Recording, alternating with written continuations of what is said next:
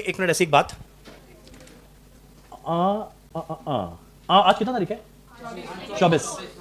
यहाँ पे कितने लोग CA वाले हैं? कितने लोग CMA वाले हैं? ठीक।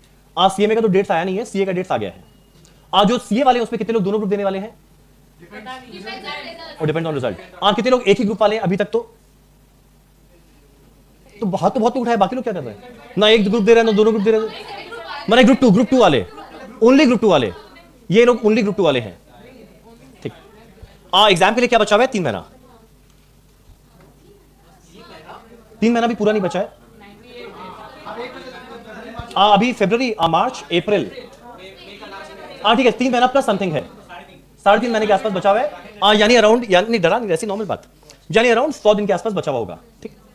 100 दिन के आसपास बचा हुआ होगा जो ओनली एक ग्रुप दे रहा है उन लोग के लिए। जो दोनों ग्रुप दे रहा है बचा तो 100 दिन है पर सब्जेक्ट बढ़ गया। ठीक है, कोई बात नहीं है।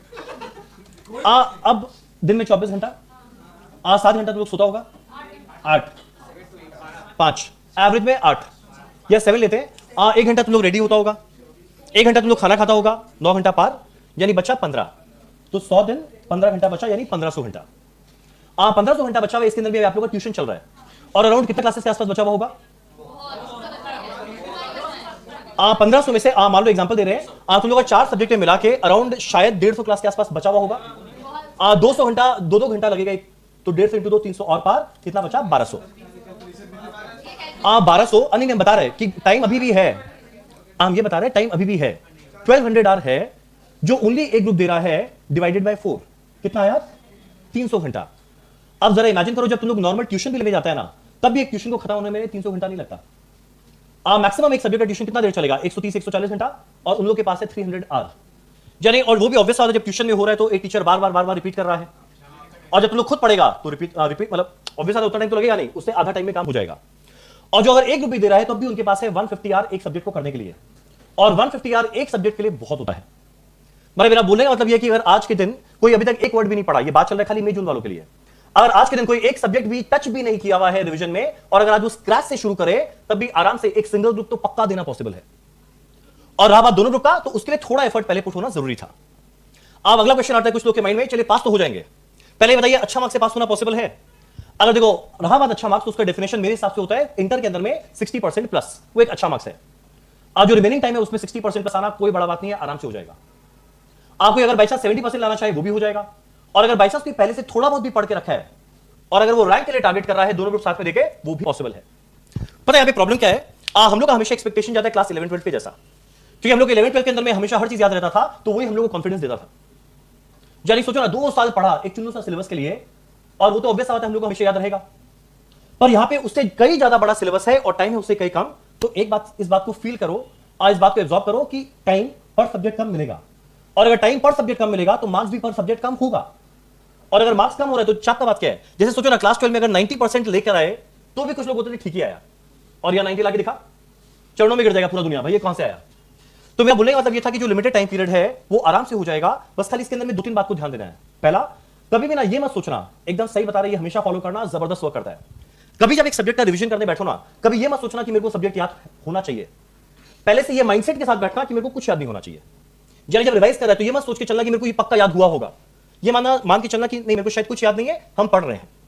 फिर देखो चीज ऐसा है ना, मान लो तुमको 10 में से 4 चैप्टर याद है तो 10 में से 4 ही याद है। अगर माइंडसेट सोचेगा ना कि मेरे को 10 याद होना चाहिए और बाद में रियलाइज हुआ हमको 4 याद है, कॉन्फिडेंस बुरी तरह गिरेगा। और वही अगर सोच के चले यार हमको तो कुछ याद होना ही नहीं चाहिए था, स्टिल अगर देखे 4 याद है तो कॉन्फिडेंस बढ़ेगा। बताते हैं एग्जाम में जो आदमी पास या फेल होता है वो इस वजह से नहीं होता वो प्रिपेयर किया या नहीं हुआ, वो इस वजह से होता है उसका माइंडसेट कैसा है।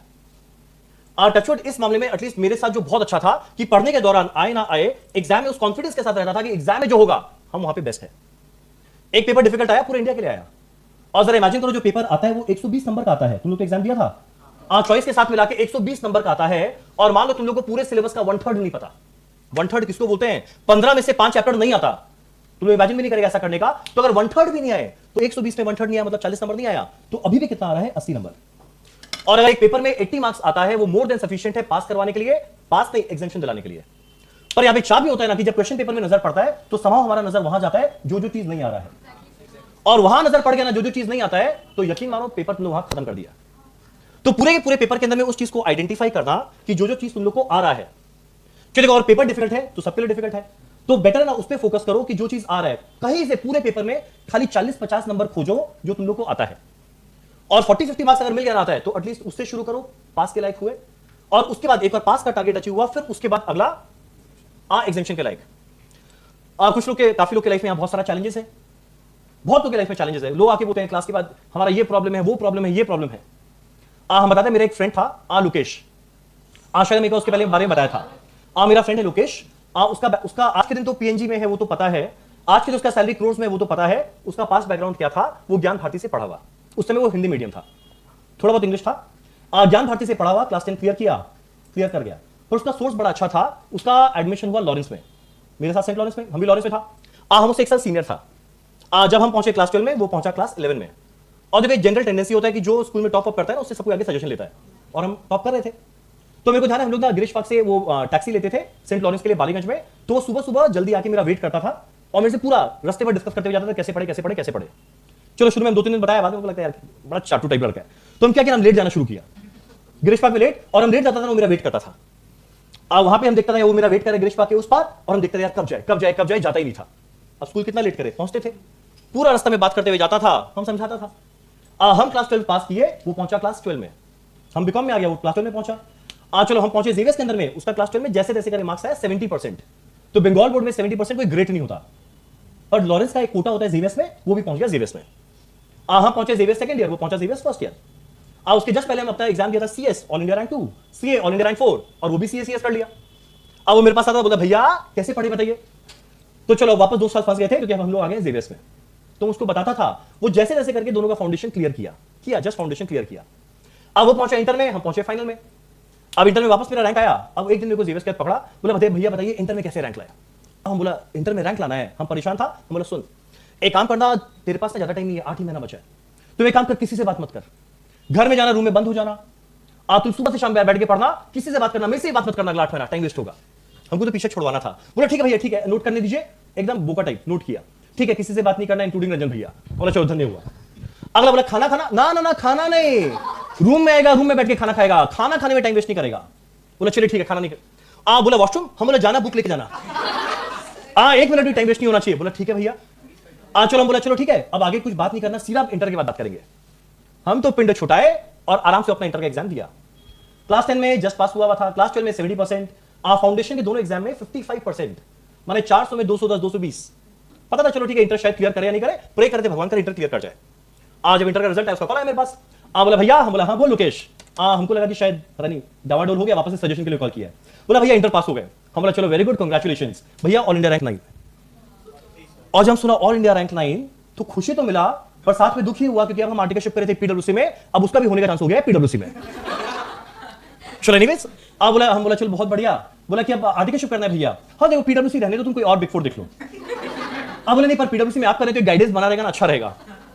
बोले चलो ठीक है करो, अपना सीवी फॉरवर्ड किया, होना ही था। अब हम लोग आ गए हैं साथ में पीडब्ल्यूसी में, डेली साथ में आना, डेली साथ में जाना, वहीं पे ऑफिस में साथ में पड़े रहना। अब हम क्या किया ना, फाइनल में मेरा कुछ तबियत की वजह से हमको एक टर्म डिफर करना पड़ा, और अगर एक टर्म डिफर करना पड़ा तो उसके एग्जाम और मेरा एग्जाम दोनों साथ में है। अब हम लोग दोनों सेम टर्म में देने वाले हैं। और जब वो मेरे से पूछे बोलिए भैया कैसे पढ़े, हम बोला नहीं लोकेश, अब हम लोग दोनों कंपटीशन में, अब हम नहीं बताएंगे कैसे पढ़े, तुम अपना पढ़ हम अपना पढ़ेंगे। दोनों पढ़े, रिजल्ट आया ऑल इंडिया रैंक 12 में से खाली 2 नंबर पीछे ऑल इंडिया रैंक 14। हम ईस्टर्न रीजन में फर्स्ट, वो ईस्टर्न रीजन में सेकंड। इंटरव्यू दिए, चलो मेरा अलग डायरेक्शन चला, उसका अलग डायरेक्शन चला। और आज के दिन जब तुम लोगों ने लास्ट टाइम इसके बारे में बताया था, फिर हम सर्च किया था, ये पीएनजी इंडिया का फाइनेंस डायरेक्टर है, पीएनजी इंडिया का फाइनेंस डायरेक्टर है, और सैलरी कितना करोड़ से मेरे को नहीं पता। तो पता है अब एक और हाइंडसाइट में अगर देखा जाए तो जब वो अपना शुरुआत किया था ज्ञान भारती 60-70%, क्लास 11-12 जस्ट पास, फाउंडेशन जस्ट पास, खाली वो एक चीज किया, इंटर में वो कुछ नहीं किया, सिर्फ पढ़ा। और पता है हम लोग इस मामले में एक चीज में फॉर्चुनेट थे कि हम लोग को उस टाइम मोबाइल मिलता ही नहीं था। हम लोग इस चीज में फॉर्चुनेट थे कि हम लोग के टाइम कोई सोशल मीडिया होता ही नहीं था। तो बहुत ज्यादा नॉलेज या बहुत ज्यादा इंफॉर्मेशन भी बड़ा डेंजरस होता है। अगर दुनिया भर का नॉलेज इंफॉर्मेशन मिले तो बड़ा चाप वाला चीज है, पर एनीवेज वो क्लियर तो किया। पर उससे ज्यादा अच्छा मेरे को लगा था मेरे एक फ्रेंड गगन जैन के बारे में, राजस्थान का लड़का। राजस्थान में एक छोटे से गांव का लड़का, प्रॉपर हिंदी मीडियम में पढ़ा हुआ, फाउंडेशन भी हिंदी में दिया था। इमेजिन करो, सीएस फाउंडेशन हिंदी में दिया था, सीएस इंटर हिंदी में दिया था, पर फाइनल का वहां पे अच्छा ट्यूशन नहीं था, इसलिए वो कैलकाटा आया। और कैलकाटा में हम भी था। हम लोग जब फाइनल में कॉस्टिंग का ट्यूशन पढ़ते थे आलोक चक्रवर्ती सर से, तो कालीघाट में पढ़ाते थे, तो हम लोग वहां पे मिले एक दूसरे से। वो मेरे घर के पास में रहता है, एक हॉस्टल है राम भवन, मेरे घर के पास में राम भवन, वो वहां रहता था। तो ठीक है, घर के आसपास से साथ में आते जाते थे। तो एक दिन ना वो हम क्लास जा नहीं पाया, तो उसको कॉल किया आर्टिकल शिप पे कि गगन हम आज क्लास अटेंड नहीं कर पाए, एक बार तेरे से आके नोट्स ले गया। तो बोला आजा। मेरे को तो उसके बैकग्राउंड के बारे में पता नहीं था। हम वहां पे गए, उसके रूम में गए, वो था नहीं। हम ऐसे ही देखा, एक डिक्शनरी था हिंदी टू इंग्लिश, अगला था इंग्लिश टू हिंदी। हम ऐसे उसका लॉ का बुक, मुनीश भंडारी का बुक से हम लोग पढ़ते थे, इतना मोटा बुक, फाइनल में 1000 पेज का बुक है, उठा के देखा, हर एक इंग्लिश वर्ड के ऊपर में उसका हिंदी ट्रांसलेशन था। तो बोला गगन ये क्या है? तो बोला कि देखिए आप लोग के लिए इंग्लिश बड़ा नॉर्मल है, पर हम इतना ज्यादा हिंदी पढ़ा हुआ है ना कि अगर कोई नॉर्मली बोले ना, एक नॉर्मल सेंटेंस मान लो अगर हम पढ़ दिया यहाँ पे ये वाला भी कि if anticipated growth rate is 11% per annum, calculate the indicated market price पर शेयर, बोला इतना हम समझ नहीं पाता है। तो लॉ जैसा चीज को पूरा हिंदी में ट्रांसलेट करता था, और हिंदी में ट्रांसलेट करने के बाद वापस उसको इंग्लिश में लिखता था कि अब वो एग्जाम दे रहे हैं इंग्लिश में, क्योंकि कैलकाटा में कोई टीचर पूरा हिंदी में पढ़ाता नहीं है। तो कितना बड़ा जंप, एंटर दिया है हिंदी में, फाउंडेशन दिया है हिंदी में, बेस था हिंदी में, फाइनल दे रहा है इंग्लिश के अंदर में। तो पहले वो इंग्लिश को हिंदी में ट्रांसलेट करता, हिंदी में एक सेंटेंस बनाता, फिर वापस से वो इंग्लिश में ट्रांसलेट करने का कोशिश करता। वो मेरे को एक चीज बोला, रंजन बस एक काम कर देना कि जब अपना कॉपी बनाए ना, तुम बस एक बार देख लेना जो हम लिखा है वो सेंस वही बना रहा है ना, कुछ अलग तो नहीं बन गया। हम बोले यार हाँ इतना तो कर देगा। एग्जाम दिए, फाइनल का एग्जाम हम लोग दोनों साथ में दिए, सीए फाइनल। मेरा आया चलो टचवुड रैंक, उसका भी क्लियर हो गया। उसके ठीक एक महीना बाद दिए हम लोग सीएस फाइनल, और सीएस में तो 900 में से 800 नंबर का लॉ होता है। इतना सारा लॉ जो पूरा हार्डकोर टेक्निकल इंग्लिश है, ये भी नहीं कि मनगढ़ंत इंग्लिश लिख दी, टेक्निकल इंग्लिश है। तो 900 में से 800 नंबर सीएस हम दिए, और हम ऑनेस्टली हम उसके लिए प्रे कर रहा था कि भगवान करे पास हो जाए। जब हम दिए, मेरा आया ऑल इंडिया रैंक 12। हम उसको कॉल किया, बोला गगन क्या हुआ? मतलब थोड़ा डर रहा था कि पास हुआ नहीं हुआ। बोला रंजन पास हो गए। हम बोला क्या आया? All India rank 1। अब जरा इमेजिन करो, उसका जो चैलेंज था, उससे बड़ा चैलेंज किसका है यहाँ पे? माने उसके लिए, अरे तुम लोग का चैलेंज क्या है? घर जाके पढ़ाई नहीं हो पाता, नींद आता है, थक जाते हैं, बोर होते हैं। भाई उसके लिए तो पढ़ना ही चैलेंज था। उसको तो इंग्लिश समझ में नहीं आता था, और वो आज तक, वो तो वहां पे पहुंच गया इसलिए मेरे को पता चला, आज तक वो कभी अपने मुंह से बोला नहीं कि उसकी लाइफ में कितना बड़ा चैलेंज था। यानी उसके लिए पास एक बहुत अच्छा एक्सक्यूज था, आराम से बोल सकता था, अगर एक दो बार में पास भी करता कौन उसको डांटने वाला था। पर क्वेश्चन उठता है ये चीज वो किसको जस्टिफाई करता? यानी पता है उस समय अगर ये चीज बोलता ना तो एक एक्सक्यूज लगता, पर आज के दिन हम ये जब सेम स्टोरी सुनाए तो एक मिसाल लगता है। और वापस से इमेजिन करना, वैसे चैलेंजेस के सामने तुम लोग का चैलेंज ऑनेस्टली कहीं स्टैंड नहीं करता, और अगर वो कर सकता है तो यकीन मानो यहां बैठा हर कोई कर सकता है। ये एक बार हम बताया था, आज से एग्जाम डेट का रिजल्ट ऐसी, इसलिए आज मन हुआ है बात करने का। ये कुछ नंबर्स है, ठीक। यहां पे कुछ नंबर्स है, पता है सारा का सारा नंबर ना मेरे लाइफ से रिलेट करता है। एकदम प्रॉमिस बोल रहे हैं, हम सच बोल रहे हैं। ये सारा का सारा था मेरा क्लास 9 में मार्क्स आउट ऑफ 100। प्रॉमिस मेरा ये सारा का सारा मार्क्स था आउट ऑफ 100, 100 में 9, 100 में 12, 100 में 14, 27, 37।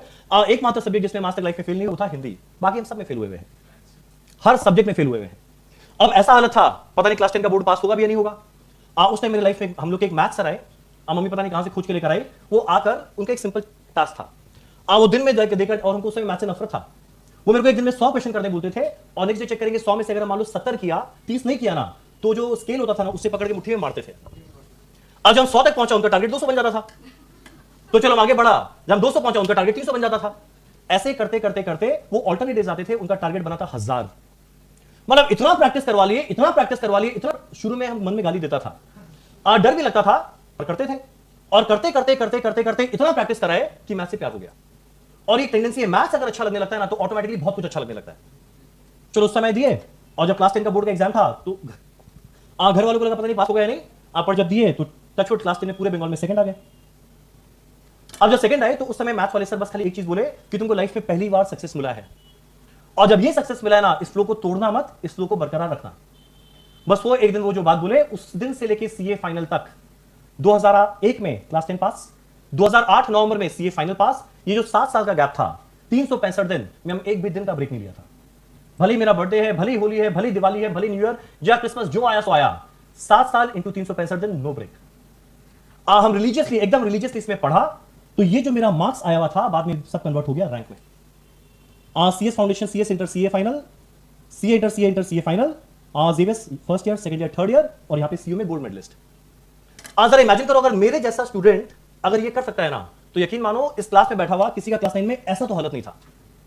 और अगर तुम लोग का क्लास 9 में इससे बेटर हालत था ना, तो तुम लोग एटलीस्ट इससे तो बेटर और कर सकता है। फर्क क्या था, या फर्क जरूरी नहीं सब में फर्क हो, खाली एक चीज था, हम religiously without a single day off break हम लगातार काम किया। मेरे खुद के बुआ का लड़का का शादी, ओन बुआ का लड़का का शादी, एग्जाम के 3.5 महीना पहले हम नहीं गया। 3.5 महीना पहले खुद के बुआ का लड़का शादी कैलकाटा में, हम नहीं गया। तो बड़ा सुनाया जाता था, बेचारे मम्मी पापा जाते तो उनको सुनाते थे, ऐसा क्या पढ़ रहा है, ऐसा क्या कर लेगा, बड़ा सुनाया जाता था। और बीच में सुनने में आता, बोला लगता है मेरा कोई भतीजा ही नहीं है संसार में, बहुत कुछ बोल के जाते थे, कोई फर्क नहीं पड़ा। एग्जाम दिए, जिस दिन रिजल्ट आया, जब उनका खुद का पोता हुआ, वो एक बात बोले, बनना हो तो रंजन जैसा बनना। ये एग्जैक्ट वही था जो बोले कि पता नहीं ये कौन है, पर वही बात। तो पता है आज शुरू में चैलेंजेस आएगा, कोई डाउट ही नहीं आएगा, पर ये चैलेंज ऐसा भी नहीं है कि जिसको ओवरकम नहीं कर सकते, इतना सारा एग्जांपल है।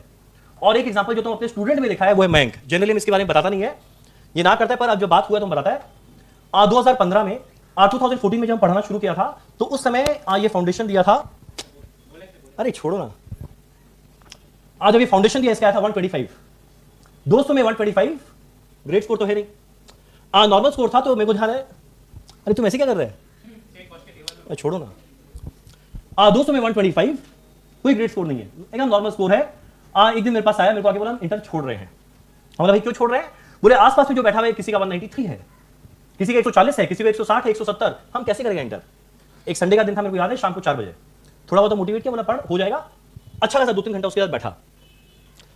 चलो वो बोला चले ठीक है सी इंटर देगा।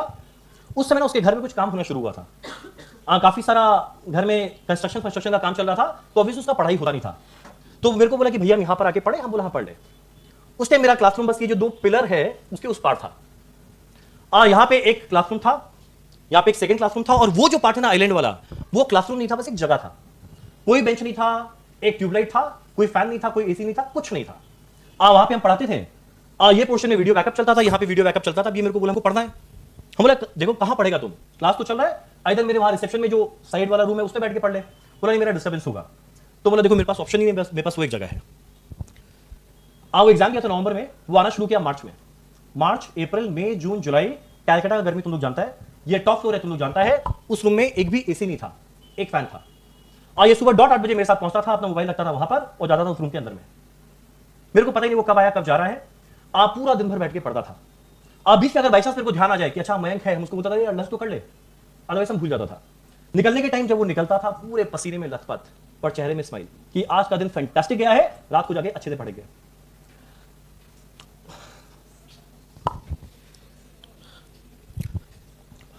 एनीवेज इस तरीके से पढ़ा लगातार, वेब, मार्च, अप्रैल, मई, जून, जुलाई, अगस्त, सितंबर, अक्टूबर, एक दिन का। और इसके घर में मतलब काफी फ्रेंड, काफी फैमिली है जो बड़ा सुनाते थे यार तुम कुछ तो नहीं कर रहा है, तुम कुछ तो नहीं कर रहा है, ना हमारे साथ आता है ना कहीं जाता है, स्टिल एक वर्ड कहीं ध्यान नहीं दिया, सिर्फ पढ़ा। वो भी आई थिंक जब एग्जाम था उसके 6-7 महीना पहले उसको कहीं जाना था, मेरे से पूछा भैया 3 दिन कहीं जाना है, जाए, हम बोला मत जा। वो नहीं गया, पढ़ा, एग्जाम में ऑल इंडिया रैंक 10। और जब अपना फाउंडेशन में जिसका 193 आया था, वो इंटर एक बार में क्लियर नहीं कर पाया था। तो मेरा बोलने का मतलब यह कि जो आज तक अच्छा नहीं किया, कहीं जरूरी है फ्यूचर में अच्छा ना करे।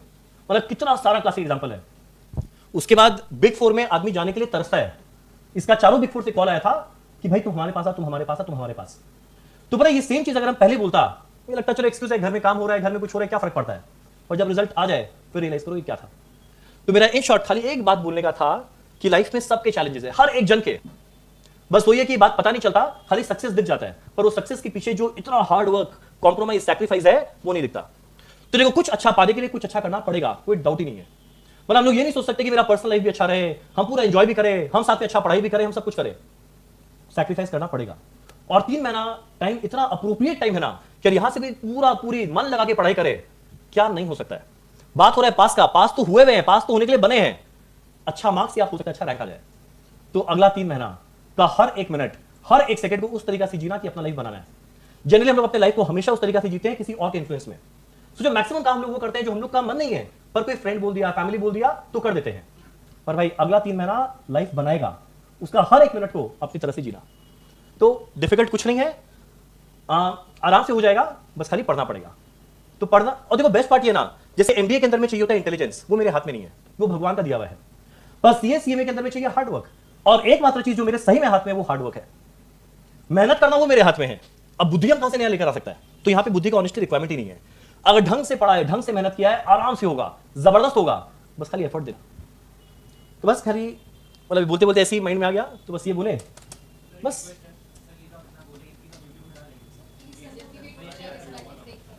डाल देंगे। तो बस एनीवेज इतना छोटा सा ही बात था। तो देखो इसमें हमें चाप नहीं लेना है। मतलब जब हम लोग पढ़ते भी थे ना, तो ये नहीं कि बड़े दुखियों के पढ़े, बड़ा चाप पे पढ़े। मैंने पढ़ने के बाद लास्ट पे डे एंड पे खुश होना जरूरी है। मतलब अगर पढ़ के लास्ट में जाके दुखी होकर सो रहे हैं ना, यार ये कैसा लाइफ जी रहे हैं, तब पढ़ने का फायदा नहीं है, तुरंत कोर्स चेंज करो।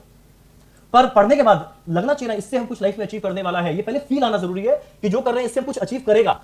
एक बार ये फील आ गया और उस दिशा में उस सेंस के साथ अगर पढ़ेंगे ना, तो सही बता रहे सोने के पहले बहुत अच्छा लगेगा।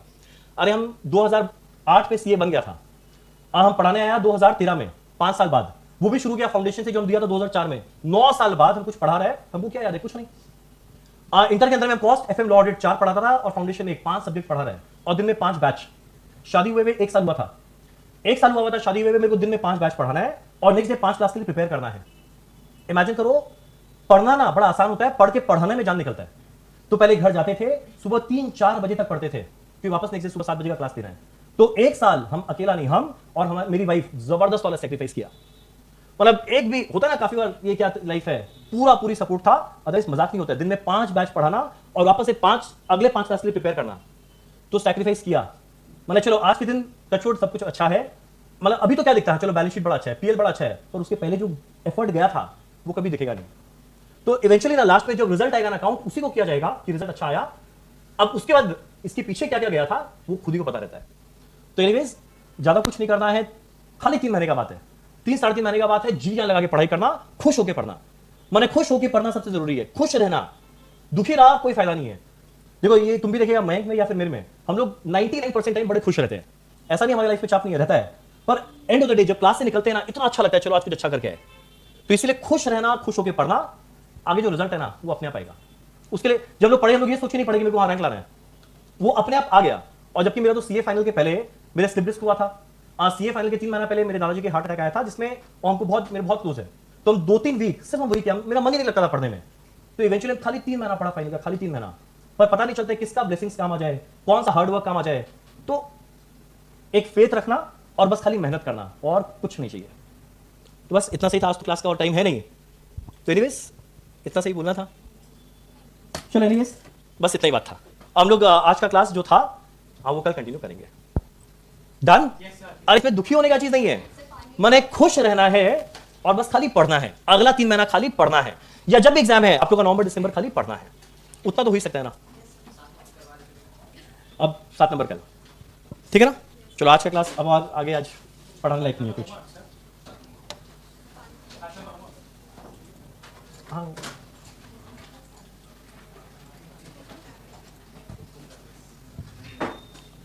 चलो ऑनलाइन वालों, अब हम लोग मिलेंगे कल।